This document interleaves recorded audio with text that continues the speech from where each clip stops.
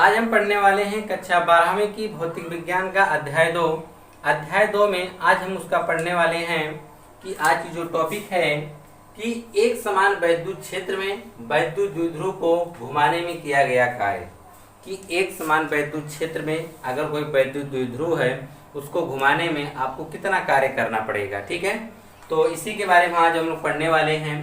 तो इसके लिए सबसे पहले आप यह जानिए कि अगर कोई वैद्युत द्विध्रुव किसी एक समान वैद्युत क्षेत्र में रखा हुआ है, अगर वह साम्य स्थिति में है, साम्य स्थिति का मतलब विरामावस्था में है, अगर आप उसको घुमाएंगे तो आपको कोई अतिरिक्त बाह्य बल लगाना पड़ेगा, यानी कोई आपको अतिरिक्त कार्य करना पड़ेगा। ठीक है, तो वही चीजें आपको देखिए प्रेक्षण लिखेंगे कैसे आप लोग, तो उसके लिए आपको यहाँ पे सबसे पहले लिख दिया गया ताकि आपको नोट्स बनाने में भी क्या हो, बहुत ही आसानी हो। ठीक है, तो कहा गया है कि एक समान वैद्युत क्षेत्र में वैद्युत द्विध्रुव को साम्य स्थिति से घुमाने में कार्य करना पड़ता है। अभी हमने आपको बताया कि अगर कोई वैद्युत द्विध्रुव साम्य अवस्था में है वैद्युत क्षेत्र में, तो उसको घुमाने के लिए आपको क्या करना पड़ता है, कार्य करना पड़ता है। क्लियर।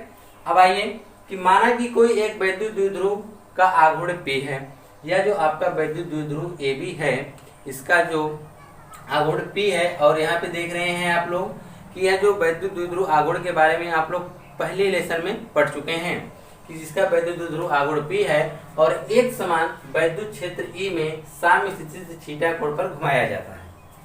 कि यह जो आपका वैद्युत द्विध्रुव आघूर्ण है, सॉरी वैद्युत द्विध्रुव जो है आपका पहले यह साम्य स्थिति में था, इस प्रकार से था। ठीक है ना। अब इसको क्या किया जा रहा है, तो बल लगाकर इसको हम लोग क्या कर रहे हैं, थीटा कोण पे क्या किया गया है, घुमा दिया गया है। ठीक है, तो वही कहा गया है कि इस वैद्युत क्षेत्र E में साम्य स्थिति से थीटा कोण पर क्या किया जाता है, घुमाया जाता है। तब वैद्युत क्षेत्र द्वारा इस वैद्युत द्विध्रुव पर लगने वाला बल युग्म का आघूर्ण, तो बल युग्म आघूर्ण आप लोग जानते हैं कि टाउ बराबर क्या होता है, टाउ बराबर होता है PE sin थीटा होता है, जो कि यह भी आप लोगों ने इसका डेरिवेशन पहले लेसन में पढ़ चुके हैं।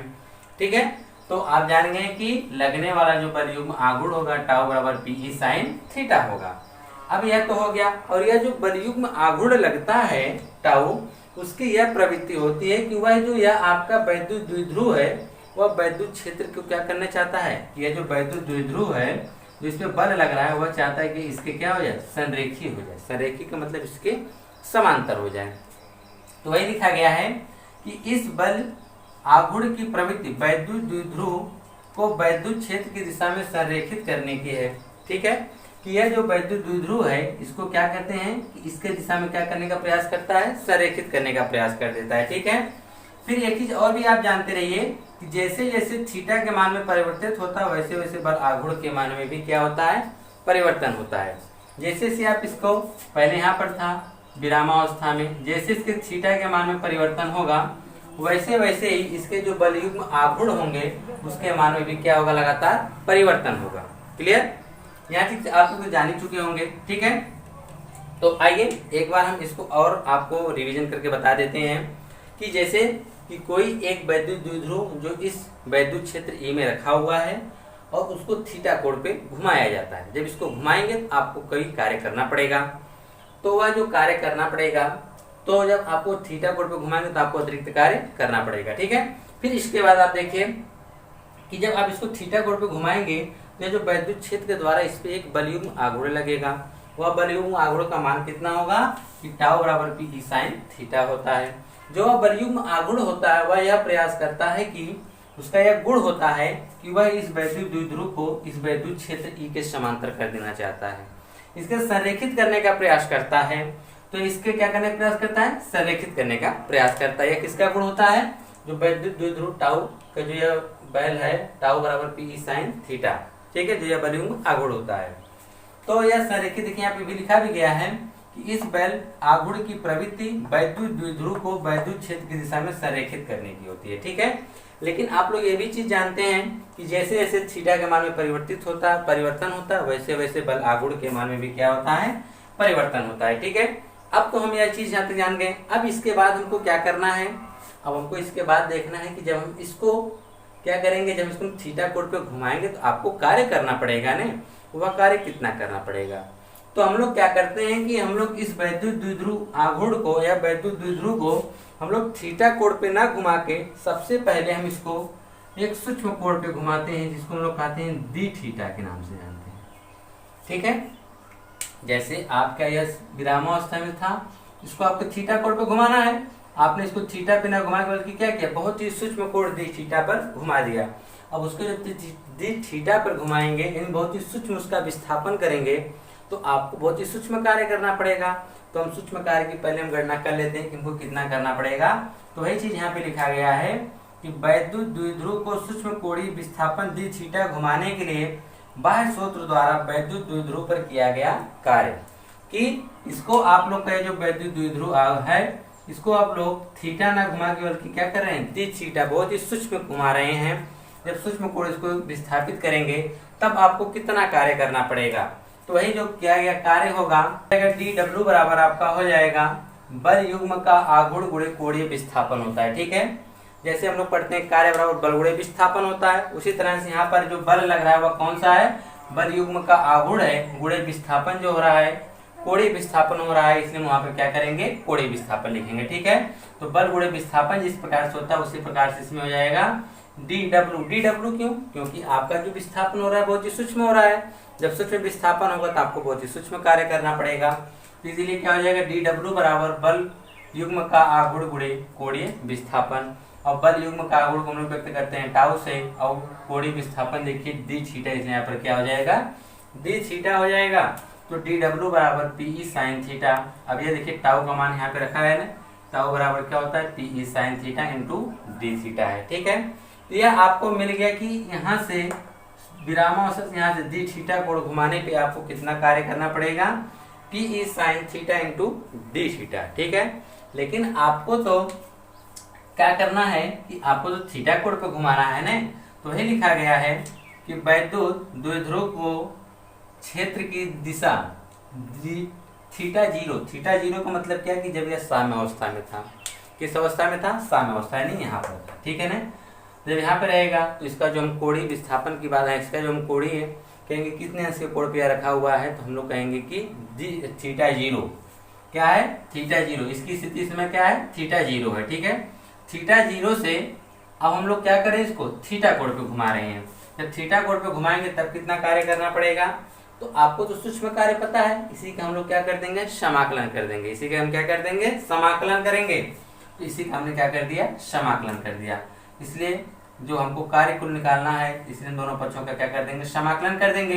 लेकिन कहाँ से कहाँ तक, हम लोग यहाँ थीटा जीरो से लेके कहाँ तक, थीटा तक, हमको इसी के बीच में निकालना है कि यहाँ से यहाँ तक कितना कार्य करना पड़ा घुमाने में। तो वही कहा गया है, जो इसका समाकलन होगा, जो इसकी अपर लिमिट है थीटा और जो निम्न लिमिट है, जो लोअर लिमिट है वो क्या है, थीटा जीरो है। और इसके हम संतुलन करेंगे तो PE sine theta into d theta हो जाएगा। और देखिए पीई जो है आपका कांस्टेंट है, बाहर आ जाएगा, और इसका सिर्फ क्या हो जाएगा, sign theta into d theta का समाकलन होगा। ठीक है, और यह जानिएगा आप लोग 11th की मैथ में या 12th की मैथ में आप लोग ये जरूर पढ़े होंगे कि समाकलन साइन थीटा का जब आप इसको समाकलन करेंगे, इसका जो समाकलन होने पर आता है माइनस कॉस थीटा आता है। क्या आता है, माइनस कॉस थीटा आता है। तो इसका फार्मूला आप लोग याद रखेंगे। ठीक है, तो इसलिए साइन थीटा जब समाकलन करेंगे तो माइनस कॉस थीटा आएगा, और इसकी लिमिट थीटा से कहाँ तक, जीरो थीटा से लेके थीटा तक हो जाएगा। ठीक है, जब हम इसके मान को इसमें जब हम रखेंगे तो पहले हम माइनस को बाहर निकाल लेते हैं, माइनस पीई हो गया। अब लोग पहले हम लोग उच्च लिमिट रखते हैं, फिर निम्न लिमिट रखते हैं, यानी पहले हाई फिर उसके बाद लो। तो इसलिए क्या हो जाएगा, कॉस थीटा माइनस भी लगा के लिखते हैं कॉस, जैसे जो यहाँ पर ऊपर वाला रहेगा इसको हम लोग पहले लिखेंगे, फिर उसके बाद माइनस लगा के नीचे वाला लिखते हैं। ठीक है, यह याद रखिएगा। तो जाएगा cos theta minus cos theta zero हो जाएगा। ठीक है, अब उसके बाद देखिए क्या होता है, अब हम लोग माइनस को अंदर भेजेंगे। जब माइनस को अंदर भेजेंगे तो चिन्ह क्या करेगा, बदल देगा। ये देखिए क्या है, प्लस है तो माइनस हो जाएगा, जो माइनस है तो क्या हो जाएगा, प्लस हो जाएगा। देखिए यहाँ पर कॉस थीटा जीरो माइनस था, लेकिन यहाँ पर कॉस थीटा जीरो क्या हो गया, प्लस हो गया, और यहाँ पे कॉस थीटा प्लस था और यहाँ पे कॉस थीटा क्या हो गया, माइनस हो गया। ऐसा क्यों, जब माइनस को अंदर भेजेंगे तो अंदर का चिन्ह क्या करेगा, बदल देगा। तो आपको कार्य मिल जाएगा कि पीई कोष्टक में cos theta zero minus cos theta हो जाएगा। यह आपका फार्मूला बन गया कि आपको इतना कार्य करना पड़ेगा कि अगर आप किसी विद्युत क्षेत्र में किसी वैद्युत द्विध्रुव को लाते हैं तो उसको थीटा कोण पे रखकर या थीटा 0 कोण पे रखकर आप उसको थीटा कोण पे घुमाते हैं तब कितना कार्य करना पड़ेगा, आप इसी फार्मूले की सहायता से उस कार्य को निकाल सकते हैं। ठीक है, लेकिन आपने जब इस कार्य को जब देखिए हम लोगों ने जिस पे गणना किया है, यह जो हमारा जो वैद्युत द्विध्रुव आघूर्ण था यहाँ पर इस प्रकार से रखा हुआ था, साम्य स्थिति में था 0 डिग्री के सेल्सियस पर। ठीक है, तो आपका साम्य स्थिति जो था थीटा 0 बराबर हमारा क्या हो जाएगा 0 हम रख देंगे। फिर उसके बाद W बराबर आपका देखिए क्या हो जाएगा, यहाँ पर थोड़ा सा कुछ मिस्टेक हो गया है, तो ये आपका इस प्रकार से हो जाएगा। तो आपका W बराबर यह हो जाएगा PE कोष्टक में यहाँ पे cos थीटा का मान हम क्या रखेंगे 0 रखेंगे, क्या रखेंगे 0 रखेंगे, तो यह हो जाएगा cos 0 और यहाँ भी क्या हो जाएगा माइनस cos थीटा। ठीक है, फिर उसके बाद देखिए यहाँ पर आपको W बराबर मिल जाएगा PE और cos 0 का मान क्या होता है 1 माइनस cos थीटा हो जाएगा। ठीक है, तो ये इस प्रकार से मिलेगा कि जो आपका कार्य होगा कि PE कोष्टक में 1 माइनस cos थीटा हो जाएगा, 1 माइनस क्या हो जाएगा cos थीटा हो जाएगा। ठीक है, तो इस प्रकार से यहाँ पे 2 फार्मूले आ गए हैं, लेकिन आप लोग अक्सर यही फार्मूला रखेंगे, याद रखेंगे कि W बराबर क्या होता है PE कोष्टक में cos theta 0 minus cos theta होता है। तो यह था आपका कि एक समान वैद्युत क्षेत्र में वैद्युत द्विध्रुव को घुमाने में किया गया कार्य। कितना कार्य करना पड़ेगा, W बराबर PE कोष्टक में cos theta 0 minus cos theta. ठीक है, तो ये आप लोग इसको नोट्स कर सकते हैं और चित्र भी बना लीजिएगा। आइए इसके नेक्स्ट टॉपिक पे चलते हैं। तो आइए देखते हैं इसका कि वैद्युत क्षेत्र में वैद्युत द्विध्रुव की स्थितिज ऊर्जा, कि वैद्युत क्षेत्र में वैद्युत द्विध्रुव की स्थितिज ऊर्जा क्या होती है। तो आइए सबसे पहले हम इसकी एक डिफिनेशन देख लेते हैं। कहा गया है कि वैद्युत क्षेत्र में किसी वैद्युत द्विध्रुव की स्थितिज ऊर्जा, कि वैद्युत क्षेत्र में किसी वैद्युत द्विध्रुव की स्थितिज ऊर्जा उसे अनंत से, उसे का मतलब क्या वैद्युत द्विध्रुव को, कि उसे अनंत से वैद्युत क्षेत्र के अंदर लाकर उसकी वर्तमान स्थिति में रखने में, उसकी वर्तमान स्थिति में रखने में किए गए कार्य की क्या होती है बराबर होती है। कि आप समझिए, इसको हम लोग समझते हैं कुछ इस प्रकार से कि मान लीजिए कि कोई आपका एक समान वैद्युत क्षेत्र है, आप किसी वैद्युत द्विध्रुव को, जो आपका वैद्युत द्विध्रुव AB है, इसको आप कहीं अनंत से लाकर इस वैद्युत क्षेत्र में रखते हैं। जो आपको कार्य करना पड़ता है अनंत से लाकर वैद्युत क्षेत्र की स्थिति में रखने में जो आपको कार्य करना पड़ता है, वही कार्य वैद्युत स्थितिज ऊर्जा के बराबर होती है, या यह कह सकते हैं वही कार्य जो आपका होता है वैद्युत स्थितिज ऊर्जा के रूप में क्या हो जाता है संचित हो जाता है। तो ये आपके सामने वैद्युत स्थितिज की ऊर्जा की यह डेफिनेशन थी कि वैद्युत क्षेत्र में किसी वैद्युत द्विध्रुव को स्थितिज ऊर्जा उसे अनंत से, उसे का मतलब क्या हुआ वैद्युत द्विध्रुव, याद रखिएगा, यानी उसे अनंत से वैद्युत क्षेत्र के अंदर लाकर उसकी वर्तमान स्थिति में रखने में जो किया गया कार्य होगा वही स्थितिज ऊर्जा के रूप में क्या हो जाएगी संचित हो जाता है। ठीक है, यह तो होगी उसकी परिभाषा। तो आइए अब हम लोग इसके लिए हम लोग फार्मूला कैसे बनाएंगे, तो आइए उसको देखते हैं। उसके लिए सबसे पहले आप देखिए यहाँ पर क्या लिखा गया है कि माना एक वैद्युत द्विध्रुव AB जिसका वैद्युत द्विध्रुव आघूर्ण P है, वैद्युत द्विध्रुव को अनंत से एक समान वैद्युत क्षेत्र E में थीटा कोण बनाते हुए लाया गया है। कि एक कोई वैद्युत द्विध्रुव AB है जिसका वैद्युत द्विध्रुव आघूर्ण क्या है P है। आप लोग वैद्युत द्विध्रुव आघूर्ण के बारे में तो पढ़े ही होंगे कि जिनके दो आवेश होते हैं, एक प्लस क्यू आवेश एक माइनस क्यू आवेश होते हैं, दोनों के बीच की दूरी क्या होता है स्मॉल l होता है, 2l होता है। और वैद्युत द्विध्रुव P बराबर, वैद्युत द्विध्रुव आघूर्ण P बराबर क्या होता है 2ql होता है। यह तो आप लोग पहले लेसन में ही पढ़ चुके हैं। ठीक है, तो इसलिए जिसका वैद्युत द्विध्रुव आघूर्ण P है, अब इस वैद्युत द्विध्रुव को हम लोग कहाँ ला रहे हैं अनंत से, कहाँ से अनंत से लाकर इस वैद्युत एक समान वैद्युत क्षेत्र में थीटा के कोण पर रखा गया है। कहाँ पे रखा गया है थीटा कोण पर, इस पे लाके रख दिया जाता है। यहाँ तक भी आपका क्लियर हो गया होगा कि एक वैद्युत द्विध्रुव AB को अनंत से लाकर एक समान वैद्युत क्षेत्र में थीटा कोण बनाते हुए क्या किया गया लाके रखा गया है। ठीक है, जब इसको हम आगे रखेंगे तो इसको अनंत से वैद्युत क्षेत्र में लाने में जो कार्य किया जाता है उसको हम लोग दो भागों में विभाजित कर देते हैं। तो वही आगे आपसे बताया गया है कि वैद्युत द्विध्रुव को अनंत से वैद्युत क्षेत्र में लाने में किए गए कार्यों को दो भागों में बांटा गया है। कितने भागों में बांटा गया है? दो भागों में बांट दिया गया है। कौन कौन से?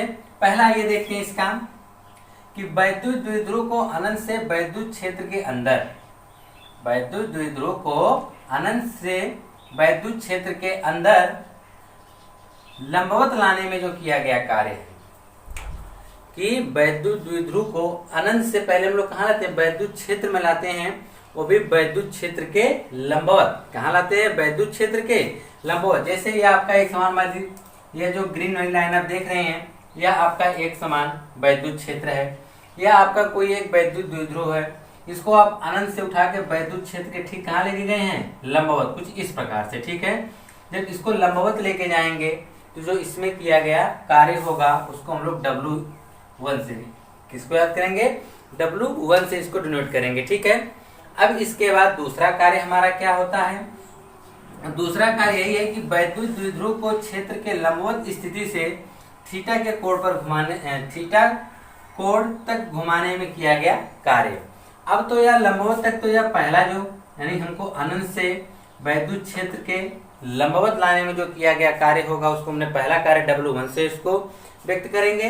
और जो दूसरा कार्य हमारा क्या होगा कि हम यह देखिए, जो वैद्युत द्विध्रुव है यह अभी वैद्युत क्षेत्र में क्या है? लंबवत है।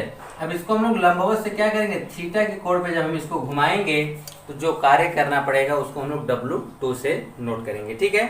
यानी आपके यह दोनों कार्य समझ में आपको आ गया। पहला कार्य कि आप अनंत से उठाकर इसको वैद्युत क्षेत्र के लंबवत लेके गए, यह आपका पहला कार्य हो गया। दूसरा कार्य है जो वैद्युत क्षेत्र के लंबवत है, इसको आप घुमा के वैद्युत क्षेत्र से थीटा के कोण पर इसको जब आप करेंगे तो आपका दूसरा कार्य हो जाएगा, ठीक है। W2 से उसको हम व्यक्त करेंगे। तो आपका पहला और दूसरा कार्य कंप्लीट हुआ। यहाँ तक कोई समस्या आपको बिल्कुल नहीं होनी चाहिए। आइए अब हम लोग पहले कार्य के ऊपर देखेंगे कि पहला कार्य हमारा W1 क्या है। तो यह आपका पहला कार्य, ठीक है। यही कहा गया है कि वैद्युत द्विध्रुव को वैद्युत क्षेत्र के लंबवत लाने पर अब क्या किया गया? वैद्युत जो आपका यह वैद्युत द्विध्रुव है अनंत से इसको कहाँ लेके गए हैं? वैद्युत क्षेत्र के लंबवत लेकर गए हैं। जब वैद्युत क्षेत्र के लंबवत लेके जाएंगे, जब इसमें आप रखेंगे तो यह जो आपका वैद्युत क्षेत्र है इसके द्वारा इस पर क्या लगेगा? एक बल लगेगा। तो वैद्युत क्षेत्र द्वारा इसमें जो बल लगेगा तो वही कहा गया है। और यह भी जानते हैं आप लोग कि वैद्युत द्विध्रुव जो होता है उस पर दो आवेश होता है, एक प्लस आवेश होता है और एक माइनस आवेश होता है। तो हम ऊपर वाले को प्लस आवेश से अगर हम व्यक्त करें, जैसे मान लीजिए हमारा प्लस आवेश और नीचे वाला कौन सा है? माइनस आवेश, तो वह इस प्रकार से होगा, ठीक है। जब इस प्रकार से हम इसको रखेंगे तो इस पर दो बल कार्य करने, दो आवेश होंगे, इस पे बल भी तो लगेगा इसके द्वारा, वैद्युत क्षेत्र के द्वारा। जब इस पे वह बल लगेगा तो हम पहले बल की गणना करने जा रहे हैं कि जब प्लस क्यू आवेश के द्वारा उस पर जो बल लगेगा, तो वही कहा गया कि वैद्युत द्विध्रुव को वैद्युत क्षेत्र के लंबवत लाने पर प्लस क्यू आवेश के पर कार्यरत बल, यानी जब इसके द्वारा प्लस क्यू आवेश पे जो बल लगेगा वह F1 बराबर QE होगा। क्या होगा? QE होगा। नहीं आप लोग वैद्युत क्षेत्र की तीव्रता E बराबर आपने पढ़ा भी होगा F/Q, पढ़े कि नहीं पढ़े? तो इस प्रकार से होता है। तो हमको जब F निकालना होता है इसलिए Q को जब पक्षांतर कर देते तो F बराबर QE हो जाता है। अब यह बल है, बल एक सदिश राशि है, तो इसके दिशा की अगर हम बात करेंगे तो यहाँ पर यह जब इसको हम रखेंगे तो देखिए क्या होगा। इधर देखिए यह आपका प्लस होगा क्योंकि इधर से ही वैद्युत बल रेखाएं, वैद्युत किरणें गुजर रही हैं, वैद्युत क्षेत्र इधर से ही इसकी वैद्युत बल रेखाएं निकल रही हैं, तो यह आपका प्लस हो जाएगा। प्लस से ही अब रेखाएं गुजर रही हैं वैद्युत क्षेत्र की तीव्रता, तो यह इधर जब होगा तो इधर होगा जब ये देखिए यह भी प्लस है और यह भी प्लस है, तो प्लस प्लस में क्या होता है? प्रतिकर्षण होता है। तो इसकी जो दिशा होगी क्या होगी? वैद्युत क्षेत्र की दिशा की क्या होगी? समान दिशा में होगी। तो वही कहेंगे कि जो इसकी दिशा होगी बल F1 की वह वैद्युत क्षेत्र की दिशा में होगी। क्यों? क्योंकि यह भी प्लस है और यह ऊपरी वाला सिरा भी प्लस है, इसमें प्रतिकर्षण होगा, यह इसको हमेशा धक्का देगा कि अब तुम इस दिशा में जाओ, यानी वैद्युत क्षेत्र की दिशा में। और लेकिन जब हम इसकी माइनस क्यू आवेश की बात करेंगे, यह माइनस क्यू आवेश यहाँ होगा और इधर प्लस आवेश इधर माइनस है, तो यह माइनस इसकी तरफ क्या होगा, आकर्षित होगा, इसकी तरफ क्या होगा, आकर्षित होगा। तो वही कहा गया कि माइनस क्यू आवेश पर कार्यरत जो बल होगा वह F2 बराबर होगा QE, जो कि वैद्युत क्षेत्र की दिशा के विपरीत, क्योंकि इसकी दिशा की जब हम बात करेंगे तो ये इसकी तरफ क्या हो रहा है, आकर्षित हो रहा है। इसकी जो बल की दिशा ऊपर की तरफ इस दिशा में लग रही है, जब इस दिशा में इसका बल लगेगा तो ये वैद्युत क्षेत्र के क्या लग रहा है, विपरीत लग रहा है। और जो प्लस क्यू आवेश के द्वारा था, प्रतिकर्षण होने के कारण उसके जो वैद्युत क्षेत्र की दिशा में गया और इधर आकर्षण होने के कारण वैद्युत क्षेत्र की दिशा के विपरीत बल लग रहा है। ठीक है, तो अब यह देख रहे हैं कि प्लस क्यू आवेश के द्वारा वैद्युत क्षेत्र की दिशा में, माइनस क्यू आवेश के द्वारा वैद्युत क्षेत्र के विपरीत। अगर हम देखें तो जितना दोनों के बल आपस में क्या हैं, बराबर ही हैं, बस इनकी दिशाएं क्या हैं, विपरीत हैं। तो वही लिखा गया है कि समान विस्थापन के लिए दोनों पर किए गए जो कार्य बराबर तथा विपरीत होंगे, अतः वैद्युत द्विध्रुव पर किया गया जो परिणामी कार्य होगा वह क्या हो जाएगा, शून्य होगा। क्यों? क्योंकि यह जितना बल इस ऊपरी सिरे पर लग रहा है उतने बल निचले सिरे पर लग रहा है। इसके द्वारा जो भी अगर विस्थापन होता है वह समान ही होगा और जो किया गया कार्य मिलेगा हमको वह भी क्या मिलेगा, समान मिलेगा।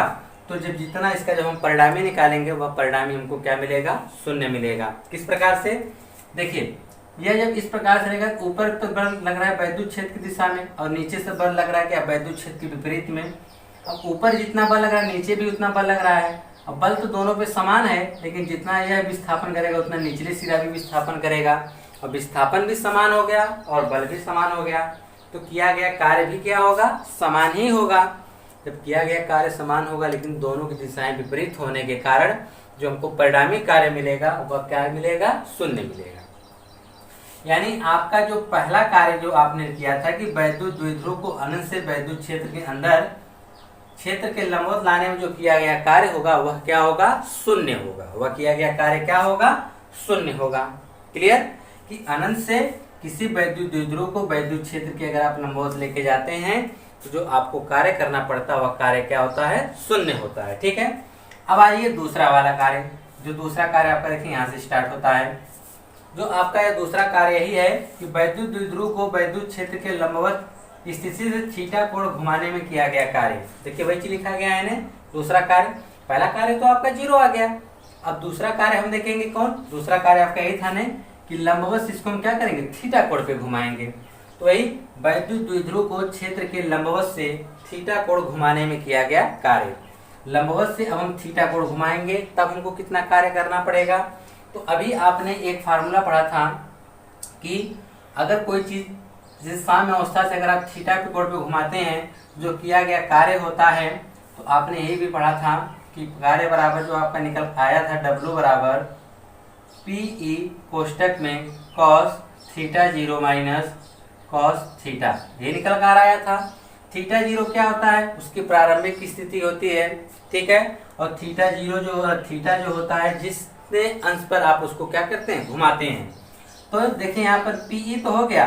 अब इसकी प्रारंभिक स्थिति इसकी यही थी कि वह लंबवत था। लंबवत यानी थीटा 0 बराबर आपका क्या हो जाएगा, 90 अंश माइनस cos थीटा, कि इसको आपने थीटा अंश पे घुमा दिया है, हो गया। ठीक है, अब उसके बाद देखिए cos 90 का मान जो होता है, cos 90 का मान 0 होता है। क्या होता है, cos 90 का मान 0 हो जाता है तो आपका ये होता है PE बराबर यहाँ हो जाएगा 0 माइनस cos थीटा होगा। क्या होगा, PE कोष्टक में 0 माइनस थीटा होगा, और 0 का कोई मतलब नहीं है, माइनस बाहर आ जाएगा, हो जाएगा W2 बराबर PE cos थीटा हो जाएगा। ठीक है, तो आपको दूसरा कार्य भी मिल गया कि अगर आप उसको लंबवत से थीटा के कोण पे घुमाएंगे तो आपको कितना कार्य करना पड़ेगा, माइनस PE cos थीटा। कितना कार्य करना पड़ेगा, माइनस PE cos थीटा कार्य करना पड़ेगा। ठीक है, माइनस आपको यह व्यक्त करता है कि आपको कोई बाह्य बल लगाना पड़ेगा। ठीक है, अब देखिए आपको तो W2 भी मिल गया और W1 आपको 0 मिला था, W2 आपको मिल गया PE cos थीटा। ठीक है, तो अब हमको तो हमने ये तो बल निकाला, सॉरी कार्य निकाला, लेकिन हमको निकालना क्या है, स्थितिज ऊर्जा निकालनी है। क्या निकालना है, स्थितिज ऊर्जा। तो वही कहेंगे कि वैद्युत द्विध्रुव को अनंत से वैद्युत क्षेत्र के अंदर क्षेत्र से थीटा कोण बनाते हुए वैद्युत द्विध्रुव की स्थितिज ऊर्जा क्या होगी, तो जो स्थितिज ऊर्जा इसकी होगी, दो कार्य किए गए थे ना इसको, अनंत से लाकर वैद्युत क्षेत्र के लंबवत, लंबवत से थीटा कोण घुमाने पर दो प्रकार से कार्य किए गए थे, एक W1 और एक W2। तो W1 आपका 0 मिला था प्लस W2 आपको मिला था माइनस PE cos थीटा। तो इसको हम ऐड करेंगे तो यहाँ पे आ जाएगा माइनस PE cos थीटा, यानी जो उसके वैद्युत स्थिति ऊर्जा होगी वह माइनस PE cos थीटा होगी, और आप इसका जो मात्रक होगा वह क्या होगा, जूल होगा। तो इस प्रकार से यह आपका वैद्युत क्षेत्र में वैद्युत द्विध्रुव की स्थितिज ऊर्जा स्थितिज ऊर्जा U बराबर माइनस PE cos थीटा आ गया। ठीक है, तो यह था आपका, इसे आप लोग नोट्स कर सकते हैं।